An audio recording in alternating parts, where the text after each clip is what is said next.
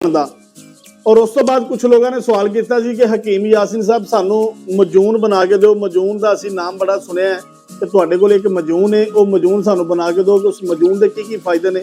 लो अज तुहानू मजून के भी फायदे दसांगे और एक मुगलस सानू दिखावांगे कि जिस मुगलस नाल जिहड़े लोग आंदे ने कि मैनू कतरे आंदे ने, धान पैंदी है, पेशाब करने लेसदार नाल कतरा डिगना शुरू हो जाता है, नमाज पढ़ने नमाज पढ़न तो तंग हो जाते हैं।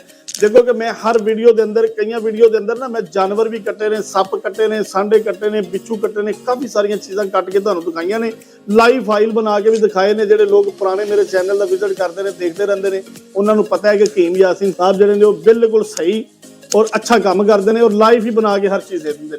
और रमजान तो मुबारक का महीना है, इहदी वजह तो मैं लाइव जानवर तो कोई नहीं कटना, क्योंकि रमजान के विच मैं जानवर नहीं कटता, सांडे भी नहीं कटता, ना सप कटना, ना मैं बिच्छू बाहर कटना, कोई जानवर का मैं ना कोई तेल बनाना तो ना कोई मैं मेडिसिन बनाना।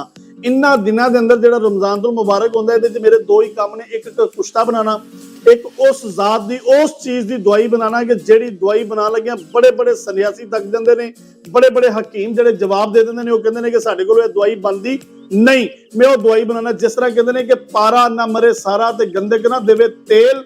बड़े बड़े जोगी, बड़े बड़े सन्यासी, बड़े बड़े आंतरिक कर कर थके खेल। मैं कहना कि पारा भी मरे सारा ते गंदक भी देवे तेल, हो किसी गुरु का बाल का तो कर दिखावे खेल। किसी उस्ताद को कोई गल तो लई होवे ना, किसी उस्ताद को कोई सबक तो लिया होवे, पता लगे। तो जे अगर कोई बंदा जमाना चाहे, देखना चाहे सानू, तो बिल्कुल शादरा मोड़ ते साडा दवाखाना, साडे कोल तशरीफ ले आवे। तो लो जी मैं हुण तुहानू तारफ कराने लगा। सब तो पहले ते इधर देखो जी, मेरे कोल ये मजून है,